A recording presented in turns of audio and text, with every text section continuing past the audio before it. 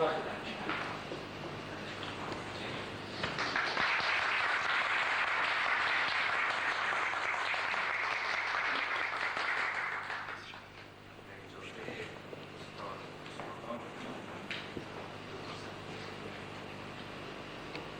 به نام پادشاه پادشاهان، گناه‌آمرز مشت آزادخواهان.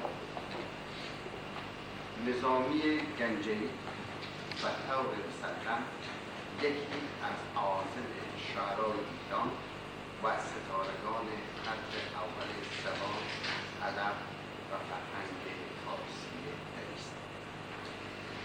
این سخنسرای بی‌بدیل با کلام شیوا و شکرریز، بیان لطیف شیوه شیرین خود در جناب و گسترش زبان قدیم و قدیم اثر شرح و مستمر داشته و با تصویرهای خیال‌انگیز، نقش‌آفرینی‌های زیبا و اسب‌های دلنشین و نگارگری‌های خود را مشاهده آموزان و بیشتری از سواران صدها است.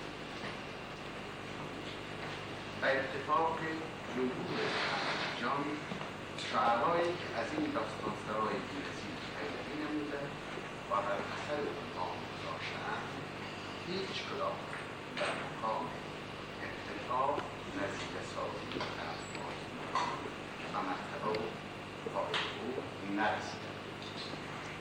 همانطوری که استاد جاودانیات توس پدر ایران با سرایش شاه نامه‌ها و سردفتر دفترها خدمت ارجمند سرمدی برای احیا بقا و دوام زبان و فرهنگ اصیل با غلای خراسان زمین انجام داده است، نظامی نیز با نظم مصرفی‌های دلگندیزش و این زبان شیرین و شکری، عرب و آب و تاب نوین، رنگ و آهنگ تازه شده است. این دهقان فصیح پارسیزاد و مدد خلیفه سرشار میمون تغییر را مدت‌تر زبان فارسی را برای بیان هر گونه معانی نازک و باریک ادبیات رومی و ندایی به راسته و پاکیزه قابل مستعد ساخت. از این جهت و بسا جهات دیگر او را حق بزرگی است بر زبان و ادب فارسی اصلی سپرد. جا دارد که با سپاس از ستایش فراوان یاد او را گرامی بداریم و با شایستگی و احترام هرچه تمام‌تر از بیان تشکیل. منظومه‌های جاودانی نظامی که جزء معاصر و مفاخر گرانبهای بشریت است، از لحاظ وسعت و تنوع و پاکیزگی گنجینه است گرانبار از امثال کم، مصطلحات مخفی، تعابیر و کنایات روشن و هم، عبارات مخاطب آشنا و غریب و یا به بیان دیگر منبع فیاض و سرچشمه سخاوی است از طرق حال انسان ساز اسلام ایران که برای جامعه فارسی گویان این حوزه بزرگ فرهنگی مایه نازش و بارش است. داستانسرای گنجک از نظر ابداع معانی، تازه‌گویی و نوجویی، صحنه‌آرایی‌های بدیع و وصف‌های بی‌مانند، حتی وصف کشتی‌ها، ایجاد ترکیب‌های خاص و غریب، ابتکار و تنوع در زمینه تشبیه و تمثیل و دیگر اسباب صورتیاب، بیان رنگ و احوال عاشقانه، شرح عوالم راز و نیاز، ترسیم مناظر قدیمی و سایر مظاهر ساخته، شعر تمثیلی را به حد اقتناع و کمال رسانده است. میتوان گفت که در تاریخ ادبی ما کمتر شاعر جلوه‌های پرحرارت عشق و مفاهیم لطیف محبت را با تمام پهناوری و ایجاد جهان و شیرینی، شیوایی، سراست و رسانه او بس است. گویی که گاه کلامش با ایمان و افهام همراه است. نباید از یاد برد استاد گنجه در سراسر داستان پردازی ها و گفتگوهای خود هرگز جانب کلام و فکر را رها نکرده است و هر سخنی داشته آن را در پرده کرده است و از این بابت سخنش در باره جمال است و مصداق این نسخه سعدی در همین حدس سخن زیبایی. نکته های تعذیب آموز، اشارات عبرت‌انگیز، طنزهای پوشیده، تعریض‌های نشدار که مورد ذهن سیرآفرین وسعت نشته و جاهایی وسیع اوست و کلامش ملاحت مطابق ویژه بخشیده است. دفتر شیر تعلیم و تربیت او از نظر اشتمال بر اندیشه‌های تعالی انسانی، پند و اندرزهای حکیمانه، دستار ناپایداری روزگار و بی‌سرانجام زندگی قابل توجه و اعتماد است. نصاحی و مواعظ نغز و پرمغز نظامی با چاشنی از نکته‌ها و لطیفه‌ها در نسل کلام پرورده و در متاعی منظومه‌های خود آورده است. حدیث غیر مشهور، وصف مجالس عزم را با نیزه‌کاری و ظرافت‌های عملی طوری ترسیم نموده که به مشکل می‌توان اظهار کرد که گزیده این ساختنامه‌ها دامن لب و مجلس است. نظامی در مقام حماسه‌سرایی، رزم آرایی و شرح مهران نبرد بیش از هر کسی دیگر با زبان استوار و روپوشن استاد خراسان نزدیک شده است. کلام نظامی از نظر محتوا علاوه بر بیان حکمت و معرفت مشمول است از اصطلاحات علمی، مصطلحات عامیانه، ترمیم‌های فراوان و اشاره‌ها و قصه‌های علمی و نقلی، اطلاعات و معلومات رایج است. تجلی فرهنگ شفاهی یا مادی که آن را فرهنگ عوام نیز مطابق کردند در آثار نظامی بازتاب گسترده بود.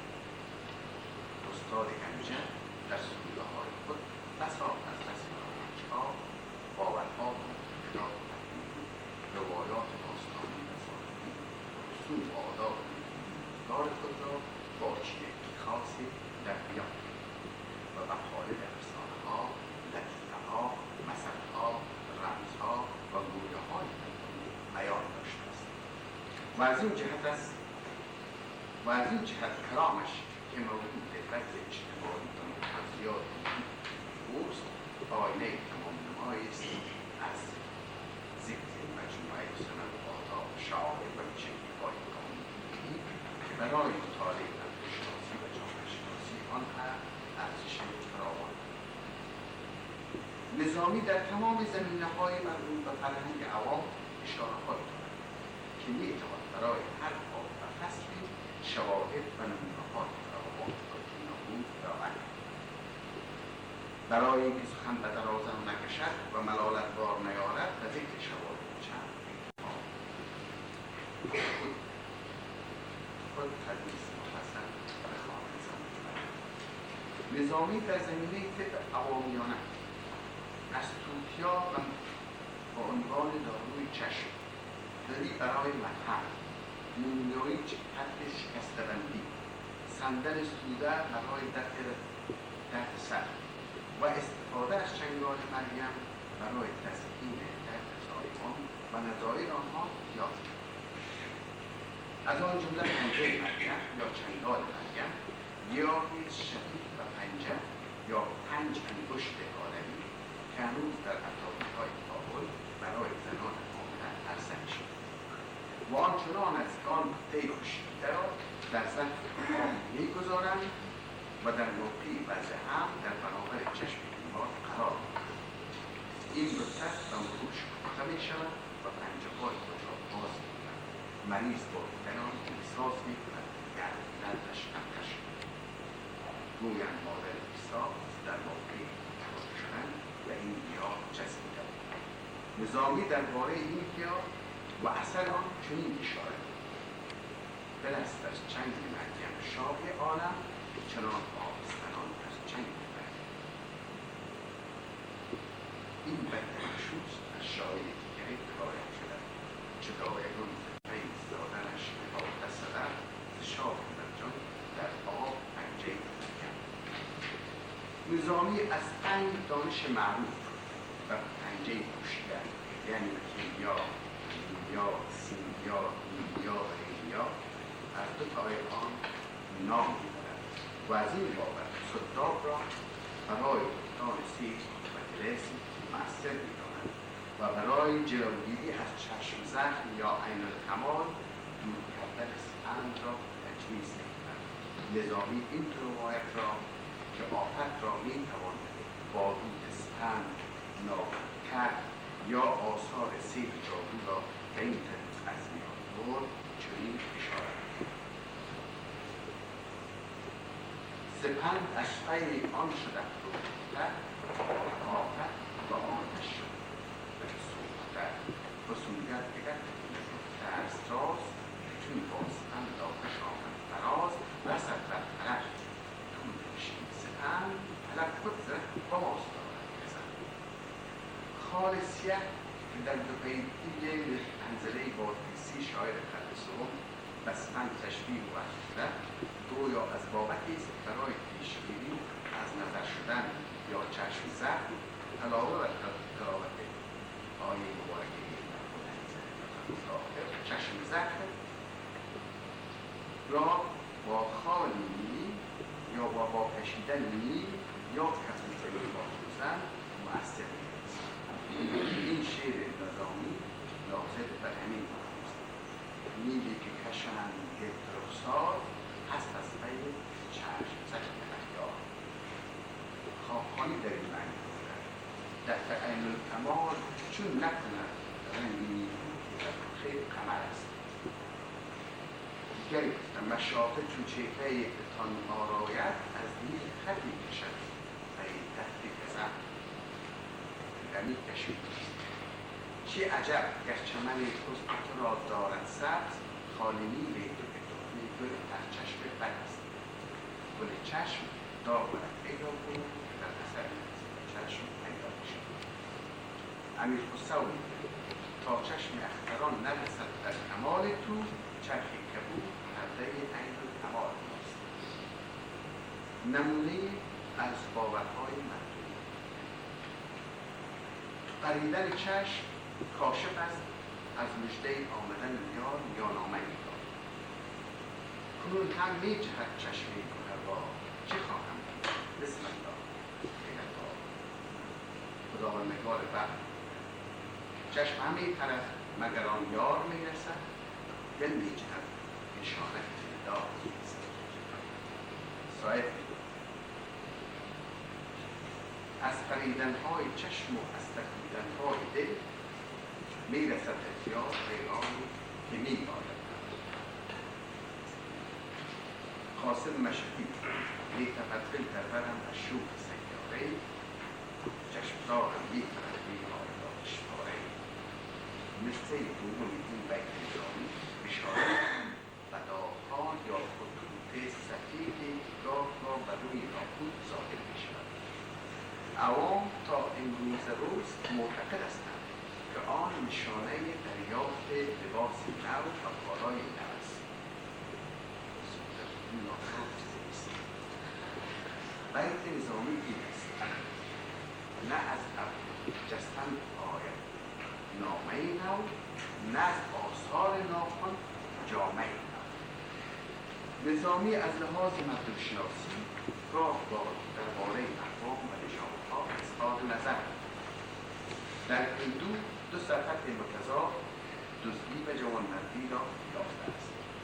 در چینیان عهد و وفا نمی‌گیرد. ترک را و فتنه و تنگ چشم یاد می‌کند. روس پیروزه چشم را جگرخوار می‌کند. بر بیابانیان نسبت وحشت می‌دهد. و سوسمار را رضای آنان می‌دارد، چنان که فردوسی در شاهنامه و ناصر خسرو در سفرنامه آن را به کامل اعراب می‌رساند. مردم قیصر را که زنش آفاق نیز از آن قبیله بود وحشت سرشتی، اما از آزادگان که به طور عام و تمام ایرانیان و به صورت اخص و دلیلگویان ایران شرقی اطلاق می شود زندگی دارد. از بختی و بختیان که ظاهراً با کلمه بختی و بختانه همپیش است نام بوده. خاقانی هم در این بیت کلمه افغان را با بختیان و خراسان یک جا آمده است. یعنی نفس من جرس دار شوند از حال جرس حال خراسان. در این شعر نظامی گویا لفظ افغان به معنی آب دارد، میخام دارد و سرزنی.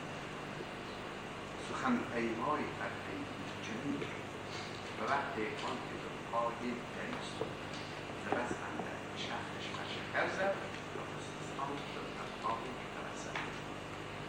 از آیین و رسوم ملل و سلاله های تاریخی و ساختی یاد از رسم باج و بستن زرتشتیان و سختن بیخاش فکر دارد.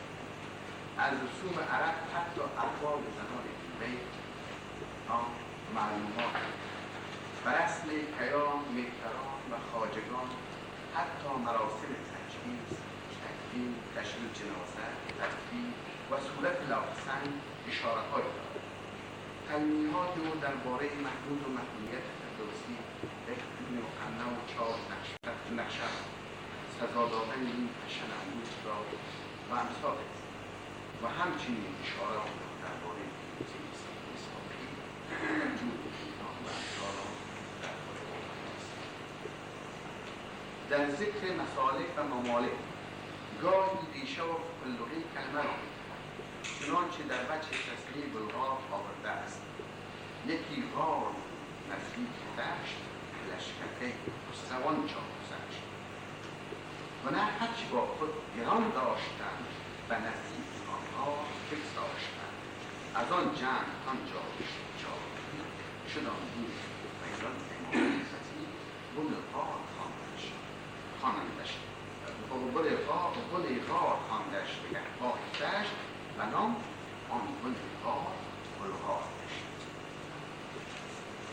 از بلخ و معبد و بهارش از قندهار که 12 شهر به این نام خوانده شده نام و آن را پرستشگاه بتان.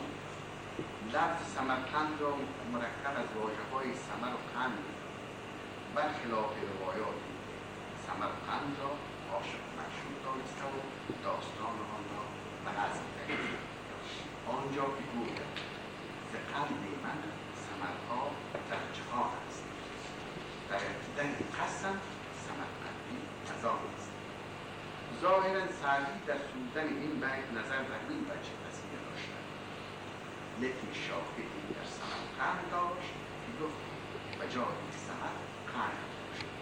دیگری گفته است دیوانه مرا دو زلف کلبند تو بیگانه مرا ز خویش پیوند تو قصه چه کنم دراز کوته این است ما را به سمرقند سمرقند.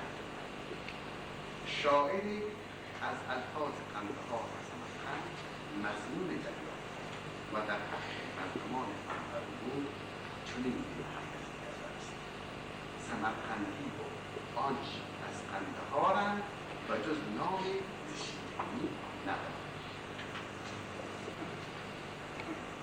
قصه های عجیب و غریب اساس در منظومه های افسانه پرداز دیده می‌شود. از آن جمله است آمدن دو گوهر را دارای آمدن شب‌روز از دو سنگ سیاه یا وجود اژدهای سر و نظایر. ذکر انواع خوراک‌ها و دعاها، انواع لباس‌ها و زینت‌ها و هم اشاره به حقیقت آرامش، اشاره نظام ترقی و تمکن فرهنگی آن زمان است.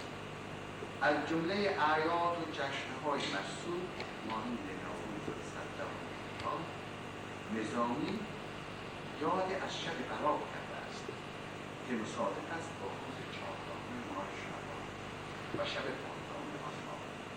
عامه مردم بر این باورند که در این روز برات رستگاری مؤمنان صادق می‌شود و شفاعت رسول اکرم و تمامی مؤمنان اجابت می‌پذیرد.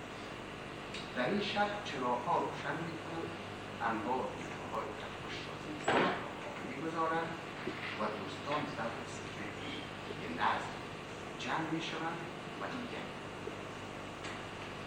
همه بر عبادت می‌پردازند و این به جای می‌آورند و قول اولین شب ایثار یافتن از دوزخ. سنایی در این باره گوید از زمان آمدند بحر سنار جمعه و بیض قدر. نظامی می‌گوید خلایق را برات شادی آورد ز دوزخ نامه‌ای آزادی آورد. ما اصطلاحی داریم روز عید باشد و شب برات. راست است، صدا رو نمی‌شنوم.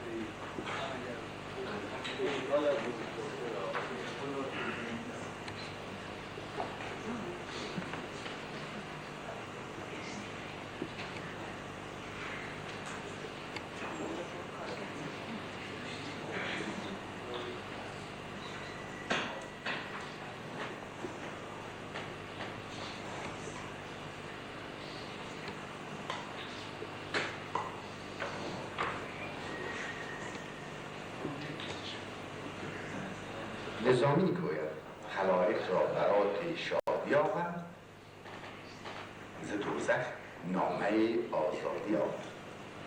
ما اصطلاحی داریم روز عید باشد و شب برات. این دعا در این بیت نظامی منعکس است، اما به جای برات معراج گفته شده. جمالش باد دائم عالم افروز، شبش بر راه باد و روز نوروز. من لفظ برات را ترجیح دادم تا دیده شود حقا و سخت چی میگه. یکی از عادات زنان مردم تا امروز روز این است که گل سرشوی را که گل سرخرنگ و کلوخ مانند است هنوز بر شامپو و صابون ترجیح میدن و سر را بدان میشویند. گل خوشبوی سعدی هم از این منقول است. نظامی درباره این گل چنین آورده است: زمین را به جرعه منبر کنم، به سرشویی شادی گل تر کنم. جای دیگر میگوید گل سرشوی از این معنی که پاک است به سر بر میکنندش گرچه خاک است. یکی از بازی ها و سرگرمی های مردم از عهد غزنویان تا امروز بستن یا شکستن چنار یا چنار بود. بر استخوان چنار یا زین مانند مرغ که آن را در قدیم جناب میگفتند، شاید از بابت مشابهت و طاق آستان در. مسعود سعد در این ابیات اشاره به همین بازی دارد. مانا جناب دستی با منعمان در زین روی باشد، از همگان احتساب تو اکنون نمی ستاند چیزی ز دست کس دستی تو تا نگردد برده جناب تو. نظامی در این معنی گوید جنابی که با گل خورد نوش باد، مرا یاد و گل را فراموش باد. لامی گوید جناب دگر بستی با من کیو کردیم، بر شرط وفایی که بود واجب و در باب. بل بود ز من شرط و ز تو شرط سه و سر، معشوق چنین بندد با عاشق جناب. غنی کشمیری مضمون زیبایی از آن ساختن: غافل دادی دل به دستت، ما را یاد و تو را فراموش.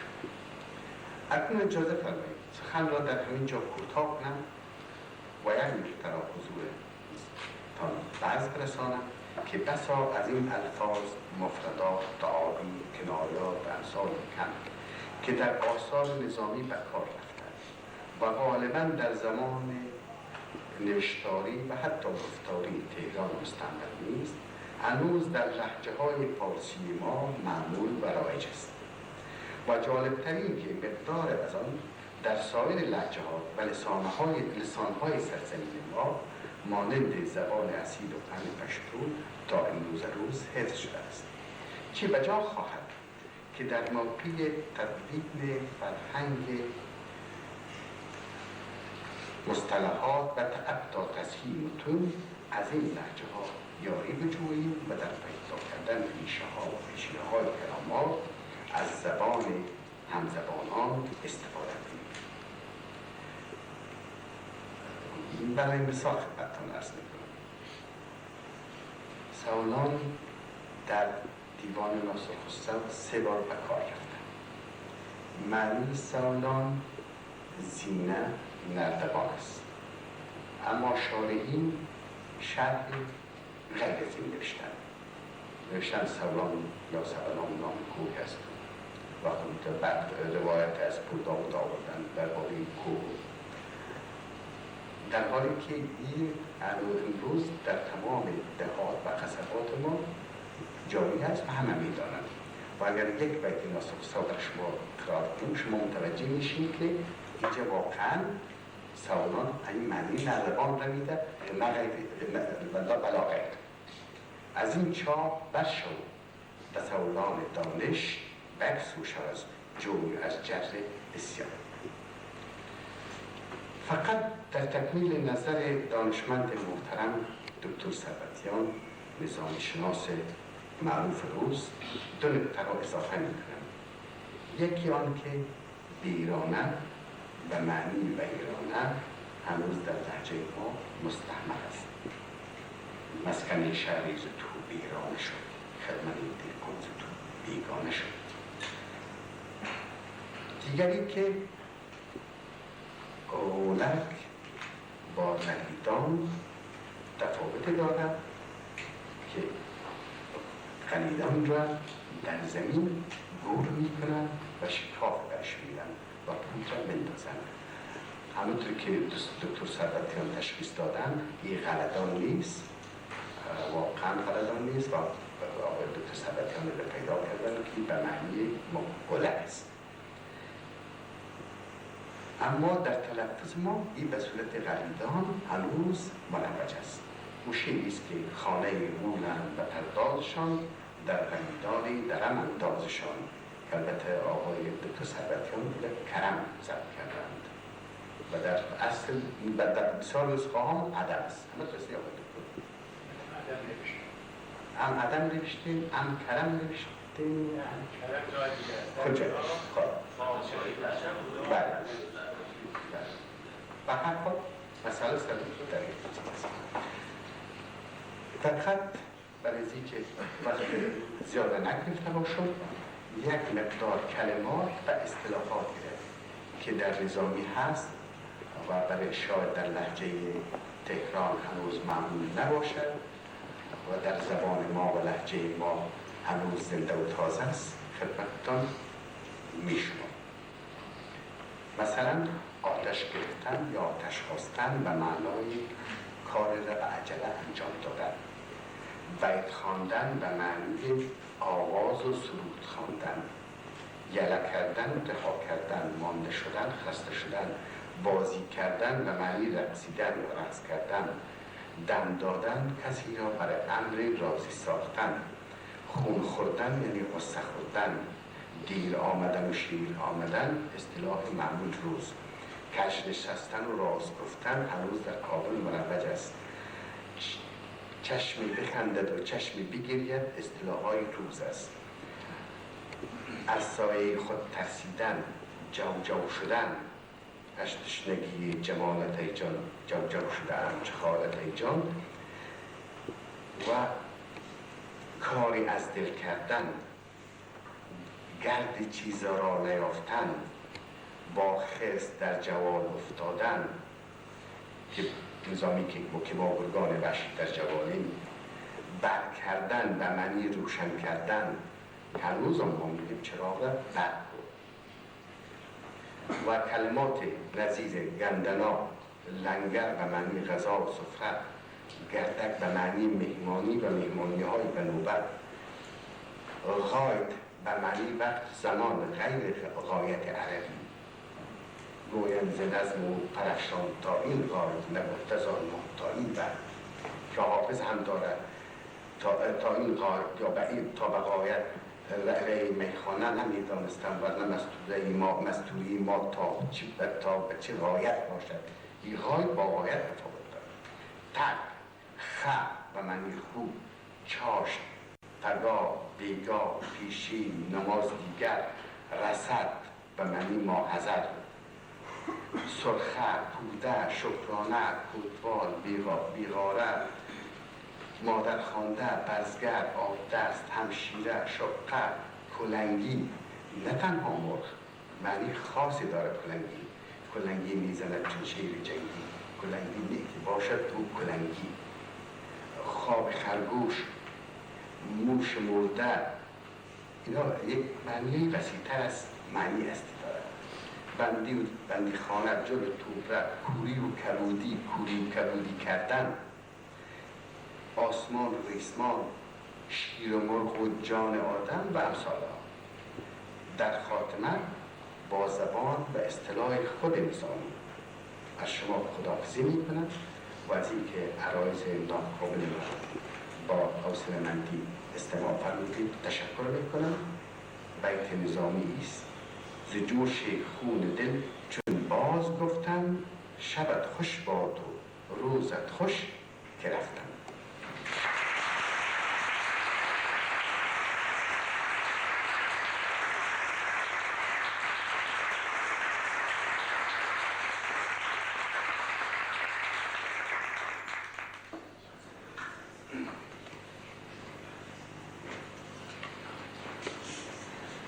وقتی که تشکر از جناب دکتر احمد جعلی میکنم، فکر میکنم که احساسات تمام مستمعین محترم در اون شامل هست.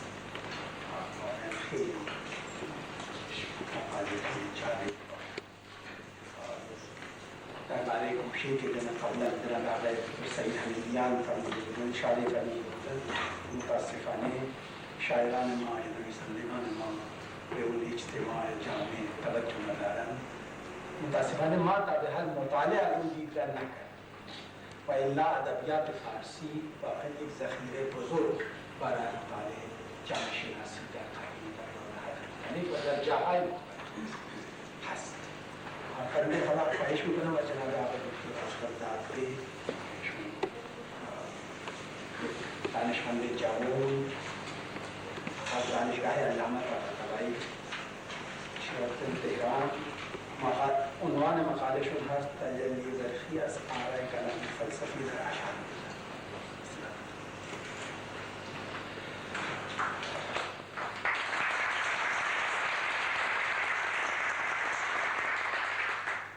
با درود به هموطنان دانشگاه نزوتن، من دو سه مشکل دارم. یکی کمی وقت، یکی که دیوار من همیشه از همه دیوارها کوتاه‌تره. نتیجتاً به آخر که می‌افتم نگاه دوستان، زبان دوستان گویان این هست که زودتر تمام شد. و مشکل بعدی این که دوستان همه از دل سخن گفتند که خب مطلوب من ناگزیر بعد از مغز سخن بگم که مطلوب نیست. گرچه دورانت میگوید که این همه که شعرا از عقل بد میگن، نمیدونن که همین عقل که این آدمی 1 متر و 70-80 سانتی را در طول زمانهای دراز نگه داشته و فیلهای ماموت چون این نداشتن با همه گندگی و گردن کلفتیشون حفظ نشدن و نمود. ولی به هر حال چی که مسلمه، اون وقتی هم که ما خیال میکنیم داریم برابر عقل و خردمون عمل میکنیم، اون وقتی است که قطعاً خط عواطف و احساسات ما بر خط خردمون منطبق شد. یعنی به هر حال اهل عاطفه من بشر اینطوره و ما بیشتر. و مسئله دیگر این که همه مشکلاتی که آقای دکتر حمیدیان گفتن منم دارم، یعنی تفصیل مطلب اصل قضیه در حد 200 صفحه مطلب و 70-80 صفحه شما برای آقای دکتر پروین فرستادم که ایشون هم هراسیده بودن که کمتر بشه من به اطاعت کردم. یه چیزی در حدود حدود 20 صفحه‌ای گزارش کوتاه تهیه کردم، ولی الان می‌بینم اون هم برای این زمان زیاد. نتیجتاً تا اونجایی که میشه که خودم هم دیگه حال ندارم کوتاه میکنم و کمتر میخونم، توضیح میدم که مختصرتر بشود، مگر اون ابیاتی که لازمه توضیحی از روش خونده میشه. این عنوان رو عنایت فرمودید: تجلی برخی از آراء کلامی فلسفی در شعر نظام. به مستحضرید که دانش کلام تئولوژی به اصطلاح دانش عقلانی کردن اصول عقاید. این کار در همه ملل، از در یهودیت، در مسیحیت و در اسلام، به سبب نیازهایی که در برخورد عقاید پیش اومد پیدا شد، گسترش پیدا کرد، شاخه شاخه شد و به کمال خودش رسید. شاخه شیعی، شاخه معتزلی، شاخه اشعری، شاخه اسماعیلی و در کنار جهانبینی‌های دیگه اسلامی، یعنی مشایی و اشراقی، به اوج خودش رسید. زمانی که نظامی میزیست قرنی بود که اوج شکوه و شکوفایی کلام اشعری بود. امام محمد غزالی را پشت سر داشت، 505 درگذشته بود و امام فخر رازی تو این قرن به عنوان بزرگترین متفکر اشعری در کار پرداختن و تدوین کردن سیستم نهایی کلام اشعری بود که البته دیگر به سختی متأثر بود از حکمت مشا و تفکرات فلسفی دیگه کمتر برخلاف اون که بنیانگذار مکتبشون توصیه میکرد، یعنی ابوالحسن اشعری. و نظامی بدون تردید سخت تحت تاثیر کلام اشعری است. راست است که به قول دوست دانشورم دکتر امیدیان هیچ کسی از شاعر نخواسته است که فیلسوف باشد، فلسفه بورزد، اما یقین کنیم و تردید نکنیم که آدم زنده فیلسوف، برای اینکه فکر میکنه و هیچ آدمی وجود نداره که فلسفه‌ای نداشته باشه، در این هیچ تردیدی نیست. منتها هر کسی به صورت خاص خودشون رو بیان میکنه. وقتی که میگیم این شخص نظامی تحت تأثیر آراء کلامی بوده است، مقصودمون این نیست که مثل باقلانی کتاب تمهید نوشته یا کتاب الارشاد نوشته مثل جوینی، مثل خودش حرف زده و نه اون، بلکه همه شاعرای ما تحت تاثیر اندیشه ها بودن. چطور در این روزگار وقتی آقای ژان پل سارتر دیوار رو می‌نویسه تحت تاثیر اگزیستانسیالیسم خودشه، یا هر شاعر دیگه یا هر نویسنده دیگه، اینا به هر حال یه چیزی اسم داشتن، تردیدی نیست، فلسفه مشا بوده، فلسفه اشراق بوده، کلام بوده، اینا تحت تاثیر بودن و کتاب‌های شعر و نثر ما آکنده است از این اشارات. من تو همطور که عرض کردم در دستگاه ذهنی شاعر صورت خاص خودش پیدا میکنه. گاهی بهانه میشود اینها برای طرح کاملا هنری، همون مصرعی که ایشون خوندن، پیکری چون خیال روحانی یا چون خیال روحانی. خب این اگر شاعر نمیدونست اون تقسیماتی را که در از نظر ذهنی، اپیستمولوژیکی، شناختی، ادراکی و همینطور از نظر هستی شناسی طبقات هستی را نمیدونست، در ادراک حسی، ادراک خیالی، ادراک عقلی، در عالم واقع داستان همینه. عالم محسوس، عالم نیمه محسوس، نیمه معقول که سهروردی میشه میذاره عالم خیال، که از جهتی مثل عالم برین، از جهتی مثل عالم فرودین و سرانجام عالم عقلی. ببینید وقتی میگه چون خیال روحانی، دقیقاً به اون نکات داره اشاره میکنه، منتها البته اون وسیله قرار گرفته و این وضعیتی است که در حافظ به اوج خودش میرسه و تقریبا شما در حافظ مثلا جز این وضعیتی نداره. اما در نظامی یک وضع دیگه هم هست، اونجایی که مثل متکلمین حرفهای کلامی میزنه، همینطوری که عارف سیستم عرفانی را به نظم میاره، در واقع در اون مقدمه های مخزن الاسرار، مقدمه های همه کتابهاش و اقبالنامه خیلی جاهاش و همینطور جای جای پراکنده در آثار دیگرش خیلی اصلا اون حرف ها رو به شعر در میاره. البته شعر زیبایی های شعری هم رو داره، ایهام ها و تخیلات خاص خودش هم رو داره، اما از این بابت مثل این نیست، متفاوت. موضوع بحث من اون حرف هاست، یعنی طبقه بندی های اصلی همطوری که در تئولوژی هست، در دانش کلام هست، از این بابت که دفاع از اصول عقاید می شود، یعنی توحید و نبوت و معاد و بعد هم امامت و خلافت کن نظریه های مختلف اهل تسنن و اهل تشیع. سیستم تقسیم بندی من هم همونه، بیت نیست، یعنی بحث هایی که مربوط به ذات و ذات هست در یک بخش هایی که مربوط به صفات هست در یک جا و بحث هایی که مربوط به افعال و بقیه هست در یک جا و در هر بحثی هم اون ابیاتی را که مربوط به اون بوده تحلیل شده. این بحثی که عرض میکنم خدمتتون یکی از این مباحثه، یعنی بحث افعال به قول متکلم، بحث آفرینش. ما در اونجا در بحث آفرینش به حرفای خاصی داریم که من برابر حرف‌هایی که نظامی گفته است اندکی در اونا تغییر دادم، تغییر ماهوینه، تغییری که ارتباط منطقی پیدا کنه اینها با هم، و در 5 بخش تنظیم کردم. معنی آفرینش، چگونگی آفرینش، ترتیب آفرینش، نفی وسایط در آفرینش، آغاز و انجام جهان. ببینید آفرینش یعنی چی؟ چجوری آفریده شده؟ چی اول آفریده شده؟ بعد چی؟ اونی که می آفریده دستیار هم داشته یا نداشته؟ و اونی که آفریده شده که اسمش میذارن جهان، از کی تا کی؟ تمام این مباحث به همین ترتیبی که عرض کردم خدمتتون در شعر نظامی منعکسه.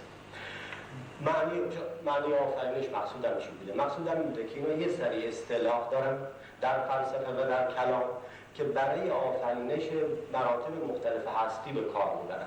مثلا در فلسفه شما واژه در فلسفه مشایی و بقیه فلسفه چیزایی که در فلسفه اسلامی هست، اصلا به طور کلی جریان ارسطویی، واژه ابداع را برای آفرینش مجردات، فراماده ها به کار میبرن. واژه تکوین گاهی و متأخرین اختراع را برای آفرینش افلاک به قول خودشون به کار میبرن و واژه احداث را ابن سینا و اینها و بعدی‌ها واژه تکوین را این رو گاهی قاطی کردن، برای آفرینش پدیده‌های مادی به کار میبرن. اما متکلمین تمام اینها را در یه معنی به کار میبرن، چه بگن تکوین، چه بگن ابداع، چه بگن احداث، اینا همش مقصودش آفرینشه. نظامی همین کارو کرده، یعنی دقیقاً کاربرد کلامی اصطلاحات را در شعراش در نظر داشته. ببینید اول و آخر به وجود و صفات، هست کن و نیست کن کائنات.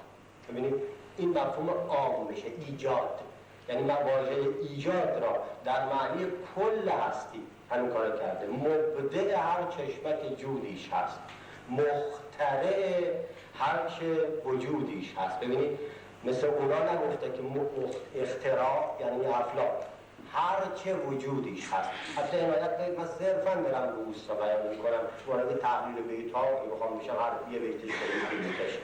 آفریننده خزاین جود، مبدع و آفریدگار وجود، سازمند از تو گشته کار همه ای همه و آفریدگار همه. البته توجه داشته باشید که ایهام ها بازی ها اینا سر جاشه. مثلا چشمه جود گذشته از اون که معنی اصلی خودشو داره، مثل خزاین جود نماد هر چیز سودمند میتونه باشه و این هر دوتا هم از مبدعات هم یعنی از آفریده های فراماده. بنابراین یه ایهام هم اینجا در این بیت ها ما به تئوری فلسفی پیدا میکنه ابیات، یعنی به اون نظریه فلسفی که مبدعات یعنی مثلا فراماده، فقط از نظر ایهامی. یه سری بیت که کم هم نیست. ما به صورت پراکنده در نظامی داریم که این اصطلاحات به همین ترتیب به کار برده. این هم نمونه‌اش. بحث دوم، آفرینش یعنی این، یعنی که از نظر نظامی کلامیه با اصطلاحات کلامی. حالا چگونه آفرینش صورت گرفته؟ ما در بستر تفکر اون چیزی که اسمش میگیم کلام و فلسفه اسلامی که بیشترین سهم به خودمون ایرانی ها در ساختن پرداختنش داشتیم، بی مبالغه 80%ش کار خودمون است. فارابی، تاج ملاحاجی رو نگاه کنید ببینید چند تاش ایرانیه چند تاش غیر ایرانی، ادعای بی جایی نیست. شما دو تا جریان فکری دارید. یکی جریان فکری ارسطویی که مسلط شده و تئوری ارسطویی اینه که آفرینش نتیجه تعقل ذات یگانه، ذات خودش رو تعقل کرده در ازل. چطور ما وقتی که فکر میکنیم چی درست میکنیم؟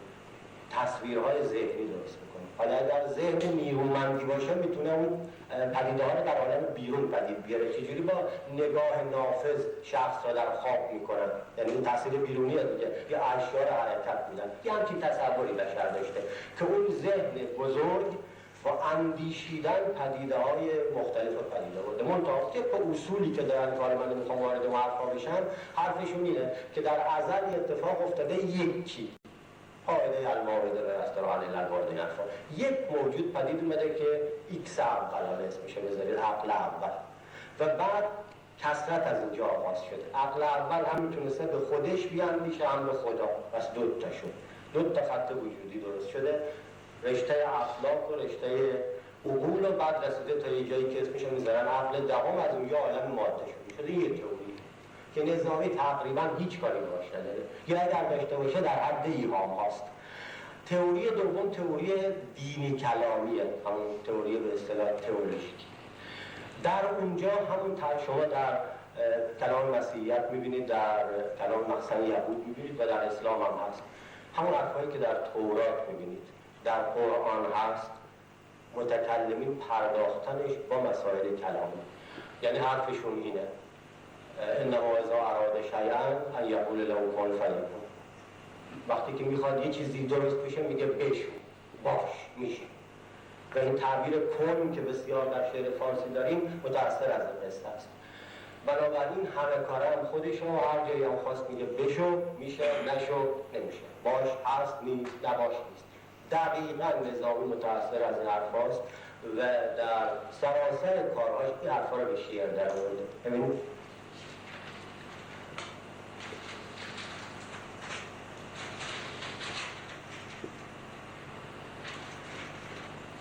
البته یک نکته رو من اینجا فراموش کردم بگم که اگر تقسیم و کلی تر بکنیم، اگر بپرسید چه جوری آفریده شده، یک پاسخ اینه که نمیدونم شده، ولی چه جوریش نمیدونم. یه پاسخ اینه که آره میدونم یکیشون پاسخ فلسفیه، یکیشون پاسخ کلامیه. نظامی دوتا رو داره، یعنی نمیدونمه رو مطرح کرده و از اینجا میدونم کلامی هم رو مطرح کرده. ببینید پس آنگاه نمیدونم است، پس آنگاه گفته هنر پروران، بسی کردم اندیشه در اختران، برانم که این صورت از خود نرست، نگارنده‌ای بودشان از نخست، نگارنده دانم که هست از درون، نگاریدنش را ندانم که چون. بعدم استدلال میکنه که اگه من میدونستم چه جوری، یعنی اگر بشر میدونست چه جوری میشه آفرید، خودشم میتونست بیافریده. ببینید ز چون کرده او گر بدانستمی همان کو کند من توانستمی، هر آن صورتی کایدن در زمین توان کردنش در عمل ناگزیر. همونطوری که هرچی به فکر میاد میتونیم به مرحله عمل در بیاریم. اگه میدونستیم هم آفرینش چه جوری بوده میتونستیم به مرحله عمل در بیاریم. استدلال میکنه که یک پاسخی که دارید در نظام اینم نمونش. پاسخ میدونماش همون تئوری کلامیه کن. ببینید یکی دو نمونه رو عرض میکنم خدمتتون. در یک جایی در لیلی و مجنون این حرفا رو داره که هست و نیست، سراسر هستی، آسمان و زمین، به قول خودش رمیده و آرمیده. رمیده را معادل متحرک گرفته، یعنی آسمون که طبق نظر قدما میگردید، آرمیده که پیشوند منفی کننده مثل انریتا و اینها، یعنی نرمیده یعنی ساکن، معادل زمین گرفته. ای هرچه رمیده و رمیده در کن فیکون تو آفریده. ببینید ای هرچه رمیده دقیقا در جواب اوناست. حالا از خواهم کرد چطور. امر خدا هم به اصطلاح نفاذ مطلق داره، سراسر هستی را در بر میگیره. مقصودش اینه که بگه هیچ موجود دیگه واسطه این کارا نیست. ای امر تو را نفاذ مطلق و از امر تو کائنات مشتق. و یک جام در خسرو و شیرین باز به عنوان نمونه، چون همین حرفا در کلام هست که خداوند آفریده بدون اینکه نمونه و الگو از پیش داشته باشه، بدون اینکه خسته بشه، رنج بکشه، گفت کن فیکون و شده. ببینید بی‌کوهکنی تعبیر کنایی است، بدون اینکه رنجی داشته باشه، رنجی تحمل کنه. بی‌کوهکنی ز کاف و نونی کردی تو سپهر بیستونی. هر جا که خزینه شگرف است قفلش به کلید این دو حرف است. یعنی هر چی که از با فرمان کن درست شده. همینطور ابیات دیگه‌ای مثلا که به صورت‌های نهفته‌تر، اون خواب به فرمان تو دارد سکون، قبه خضرا تو کنی بیستون. ببینید که در واقع به صورتی نهفته‌تر میخواد بگه که اون به اصطلاح نافذ بودن فرمانش و هیچ کاره بودن موجودات دیگه‌ای که عقول افلاک که حکما میگن. البته خب ظرافت شعری هم سر جایی هست که ما دیگه وارد اونها نمیشن برای اهل ذوق. و مثلا در همین قبه خضرا تو کنی بیستون، مسلما این کنی کنی هم رو به ذهن میاره و داستان هم داستان خسرو و شیرین و فرهاده. کنی بیستون، کنی بیستون بیادآور کوهکنی فرهاد هم خواننده میفته. اینا دیگه بازی‌های هنریه که لازمه شعر. این دو تا هست. ببینید خدا آفریده با فرمان کن. حالا چی آفریده؟ قصه طبقات هستیه. اگر به سوی ارسطویان برید همون حرفا رو که دیدید میزنه. عقل اول و تا آخر کار که یک مرتبه به اصطلاح مجردات درست میشه، اسمای مختلفی گذاشتن. افلاطون مثلا میگوید عالم موصول، ارسطویان میگن عالم عقول، افلاطین مثلا میگه عالم عقل کل نفس کن، و عرفای خودمون جبروت و ملکوت و حرفا میگن. ببینید به هر حال حرف اینه که یه طبقه فراماده یا نیمه فراماده و بعد طبقه پایین. این حرفای تقریبا فلسفی کلامی که فلسفی. توی کلام هم باز همون وضعیت رو داریم که قضیهش مفصل. خلاصه قضیه اینه که شما به قرآن نگاه کنید که متکلمین مستندشون اونه دیگه. شما دو تا حرف دارید. یکی این که اول آسمونا آفریده شده، در تورات هم هست، بعد زمین، خلق السماوات و الارض. غالبا اینه. یکی دو جا یا شاید هم یک جا اگر اشتباه نکنم، اول زمین بعد آسمون. ببینید ترتیب دارم عرض میکنم. پس یک حرف اینه که بگیم اول حوزه فراماده ها، بعد حوزه ماده. یک حرف قرآنیه که متکلمین سخت تحت تاثیرشن. آسمونا بعد زمین. حرف دیگه که کمتر هست، اول زمین بعد آسمون. ثم استوی الی السماء و هی دخان به سوره فصلت که این تئوری دومی را مطرح میکنه. این حرفا رو نظامی داره. ببینید البته یادتون باشه هر جایی هم که نظامی مثل همون اقبالنامه و اینها که اشاره فرمودن حکما رو جمع میکنه، از والیس به قول خودش که همون طالس ملیتی هست تا ارسطو و افلاطونش و سقراطش و همه اینا اونایی هستن که خودش درست میکنه. یعنی شما حرفایی که به افلاطون نسبت میده، به فرفوریوس سوری نسبت میده، به از میشود ارسطو نسبت میده، اینا رو شما تو کتاب ارسطو یا تو تاریخ فلسفه یا اینایی که باقی مونده نمیبینید. و واقعا این هم جالب. چرا؟ برای اینکه داره یه تئوری، یه نظریه بر او حاکمه، کلام، تئولوژی. از اینا هم متکلم میسازه. فرفوریوس هم متکلم میکنه، سقراط هم متکلم میکنه. افلاطون او قائل به خلق از عدمه، در حالی که کدوم افلاطون قائل به خلق از عدم بود؟ اصلا چیزی نمیشه. عدم چیه؟ برای فیلسوف عدم معنی داره که هیچ چی باشه بعد همه چیز بشه. اما افلاطون او اینجوریه. اینم طبیعیه. چطور در کار حرکت هنری وقتی که متأثر میشه هنرمند از بیرون میاد درون اون یه چیزی دیگه که باید درست بشه درست میشه دیگه، مثلا کار شاعرینه اینجا هم کار کرده، از لحاظ تئوریکی هم واقعا هم کار کرده، از همه این فلاسفه متکلم درست کرده. خب ببینید پس یکی اون تئوری یه حوزه فراماده و ماده و تئوری آسمون زمین آسمون. من بعضی اینا براتون اشاره میکنم. ببینید بزرگ آفریننده هرچه هست ز هیچ آفریده است، بالا و پست، بر آن نقش کز کلک قدرت نگاشت، ز چشم خرد هیچ پنهان نداشت، مگر نقش اول کز آغاز بست، که زان پرده چشم خرد باز بست. توی من دو نمونه که دقیقاً حرفاییه که در ملل شهرستانی شما میبینید که شهرستانی هم از تورات ترجمه کرده اونجوری که خودش به تورات دسترس داشته که یه قدری هم با سفر تکوین متفاوته ولی ماهیتاً با آن فرق نمیکنه. من این نمونه دارم. به نظر سقراطی که نظامی معرفی میکند آفرینش معلول هیبت خداوندی است، بدین ترتیب که خداوند این حرفایی که تورات با هیبت خود ابری پدید می آورد که برق و باران آن سودمند است، ز هیبت برانگیخت ابری بلند، همان برق و باران او سودمند. از برق و باران این ابر آسمان و ماه و خورشید پدید می آید و زمین از ماهیتی که از بخاران فرو می افتد. تلفیقی از این دوتا و بیشتر توراتی که شهرستانی داره. ز باران او گشت پیدا سپهر، پدید آمد از برق او ماه و مهر، ز ماهیتی که از بخار افتاد زمین گشت و بر جای خود ایستاد. فرپولیوسش هم همینجوری. فرپولیوسش هم دقیقاً همون حرفایی رو میزنه که شما فقط تو تئوری فرپولیوس که یعنی اسکن چیز هست نو افلاطونیه و نظریه فیض را دارن، یک کلمه فیض اینجا میبینید که میتونه ایهامی به اون داشته باشه و الا حرفای توراتی شهرستانی. که از آن پیشتر که این جهان شد پدید، جهان آفرین جوهری آفرید ز پروردن فیض. فقط این فیض اینجا هست که یادآور فیضانه، دیگه بقیهش تورات و شهرستانی.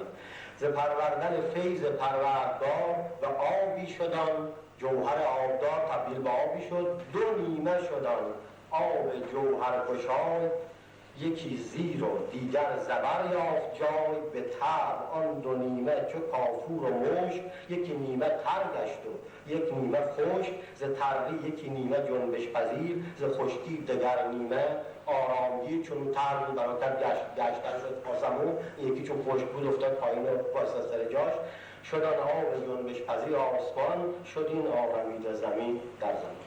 اون حرفان رو داره که دیگه من کوتاه میکنم. بس قول بلیناس همون حرفی را میزنه که در سوره فصلت اومده. نخستین طلسمی که پرداختن زمین بود و ترکیب از او ساختند و بعد چجوری از زمین آسمون درست شد.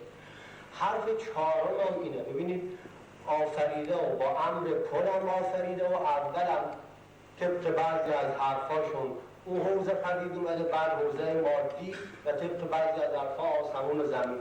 حالا دستیار داشته یا نداشته؟ فلاسفه میگن آره، همون عرض کردم.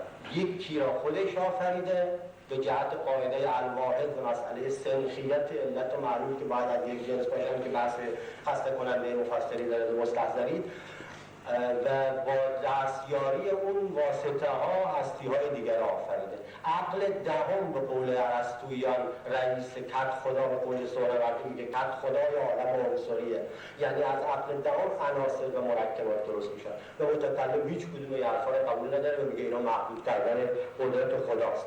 نظامی گاهی آشکارا این حرفا رو میزنه، اصلا استدلال میکنه در نفی وسایل و با این نگفته. ببینید جداگانه هر گوهری را نگاشت، که در هیچ گوهر میانجی نداشت. دقیقاً تئوری کلامیه. ببینید نگو نایت خسرو شد، نگو زرکان پدید آیند مردم، چون اونجا تئوری اینه دیگه، عناصر درست میشن، نه باید ترکیب میشن، ترکیب که شدن مزاج درست میشه، در اصل تاثیر و تاثیر این پدیده‌های متضاد بر موجودات درست میشه.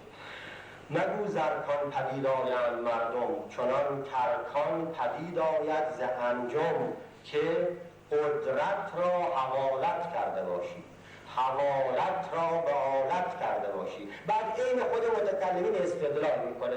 استدلالشون اینه که خیلی خوب این واسطه است، من میگم اینم یه واسطه دیگه میخواد، اونم یه واسطه دیگه میخواد، کار به تسلسل میکشه. این کار همیشگیشونه. همین حرف زده. ببینید اگر تکوین به آلت شد حوالت، چه آلت بود در تکوین آلت؟ و آلت دوره که دیگه ده. ببینید این اون حرفا اینکه یاد میکنم فقط کار هنری نکرده، اون تئوریان رو شعر برگردونده. میبینید اگر چه آب و خاک و باد آتش کنند آمد شدی با یکدیگر خوش، همین تا زو خط فرمان نیاید به شخص هیچ پیکر جان نیاید. اینا ببینه در 15 دیگه هم من یادداشت کرده بودم که دیگه صرف نظر میکنم و هر حال مسئله براتون رو روشنه. گاهی هم نهفته است. بس وقتی که ما زمین فکریش هم میشناسیم، در بعضی جاها لازم نیست بگه که چه میدونم که قدرت را حوالت کرده باشی. خب ما با تأکیدهایی که داره میتونیم بفهمیم. ببینید همون بیتی که قبلا هم براتون خوندم، خاک به فرمان تو دارد سکون. این اصل و قصری که اینجا میکنه دقیقا رو معلومه داره اون حرفا میزنه. قبه خضرا تو کنی بیستون، یعنی عقل اول نمیاد آسمون درست کنه، تو میکنی. جز تو فلک را خم چوگان که داد، دیگ جسد را نمک جان که داد. دقیقاً داره علیه مشاهین حرف میزنه. اونا میگن عقل فعال بالا نشسته، همین که نطفه منعقد شد روح مخصوصش بهش افاضه میشه. متکلمین میگن چی؟ و نفخت فیه من روحی. و این تفسیر گسترشش میدن و میگن دقیقاً خود خدا به هر پیکری جان میده. ببینید دیگ جسد را نمک جان که داد، عقل فعال است. این هم حرفا. و خب حالا کار آخر کاری ببینید بدون دستیار با اون وضعیت آفریده چی درست شده؟ ما سوی الله به قول خودشون، جهان هستی. بنابراین یه بحثی دارن آغاز جهان و طبعا یه بحثی دارن چون اینا معتقدن که فقط خود اون هست که ازلی و ابدیه. نتیجتاً یه برش زمانی میدن، از اینجا شروع شده از اینجا ختم شده. تو نظامی که بگردیم جدعت، اگر شما تو پاره فلسفی کلامی نگاه کنیم، ما یه بحث خلق از عدم داریم طبق تئوری متکلمین و طبق تئوری اونا عکسش. بعد طبعا نتیجه منطقی این حدوث جهان وقتی که خلق شده چیزی درست میشه و بعد فرجام جهان. نظامی یه کار هنرمندانه هم تو بیتهاش کرده به نظر من که یه چیزی به این فصل اضافه میکنه. دیگه توی فلسفه و کلام شما خیلی بحث نمی‌کنن که حالا وقتی که هیچی نبود چجوری بود، از چیزایی ولی نه با این زیبایی. هیچی دیگه چیه؟ وقتی که هیچی نبود این کارم میکنه، یعنی تصویرهای زیبایی میده از عدم که من اسمش گذاشتم عدم آباد. در واقع عدم آباد میسازه اول، بعد تو از اون عدم آباد اون تئوری‌ها رو پیاده میکنه.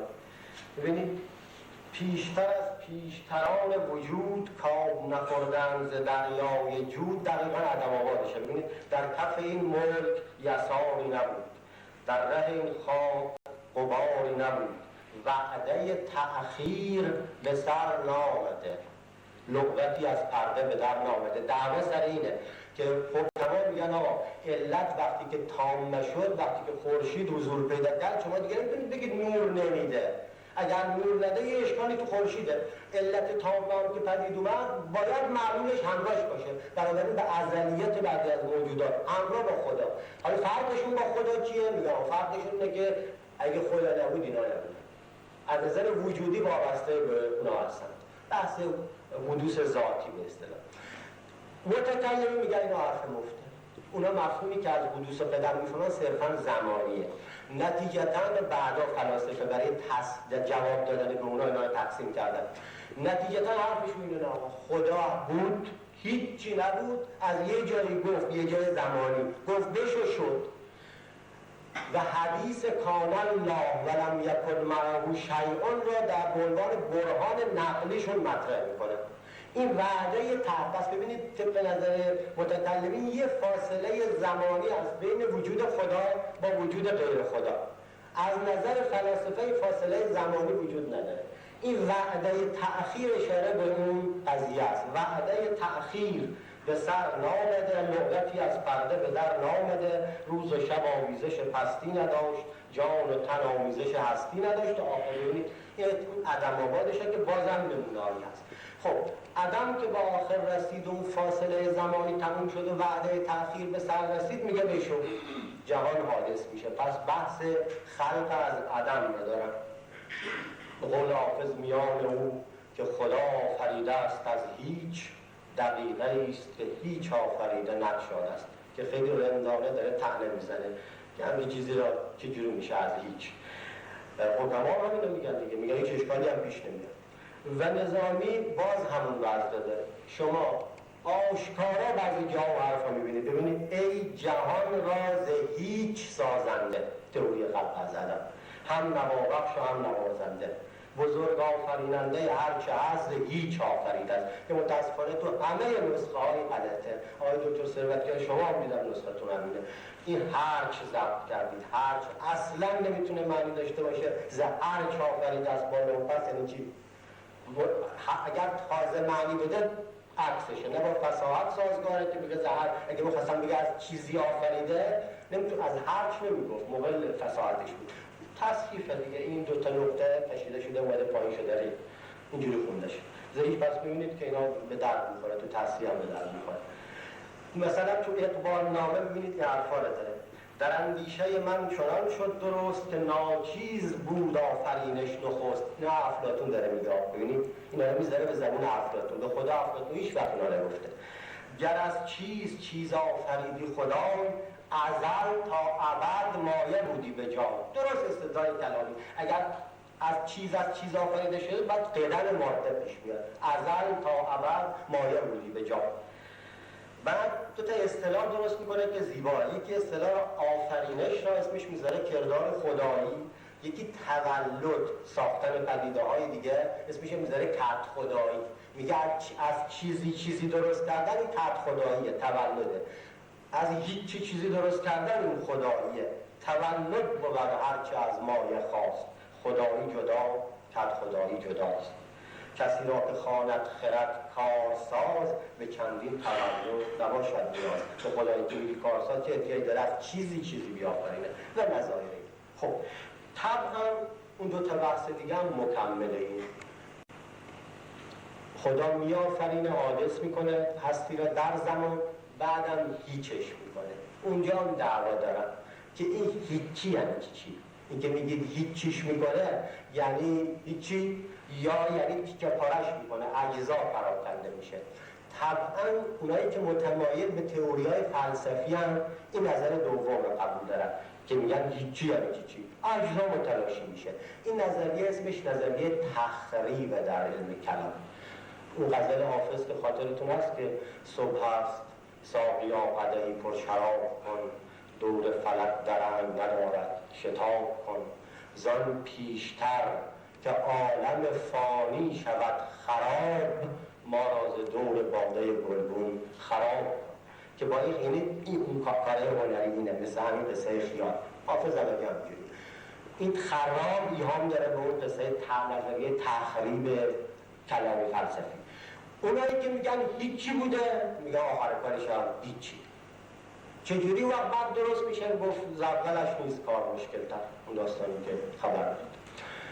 و نظامی پیرو اوناست. شما ببینید دقیقاً برهان نقلی متکلمین را ترجمه میکنه. ببینید بود و نبود آنچه بلند است و پست، کان الله ولم یکن معه شیء. بلند و پست جای شیء دیگه. دقیقاً ترجمه اونه. تو مصرع دوم هم اون بره قضیه رو میگه باشد و این نیز نباشد که هست. تئوری به اصطلاح فنای عالم در مفهوم هیچ شدن. ای به ازل بوده و نابوده ما. ببینید ترجمه همین. وی به ابد مانده و فرسوده ما. ولی من نسخه من مانده است. و تا آخر به همین ترتیب ابیاتی که تقریبا داره مصرع‌های دومش تئوری فناست در مفهوم هیچ شدن و مصرع‌های اولش ترجمه اون هست. با تشکر از شکیبایی که ورزیدید و به امید اینکه هر جایی هستیم شعار کنگره را از یاد نبریم که همه عالم تن است و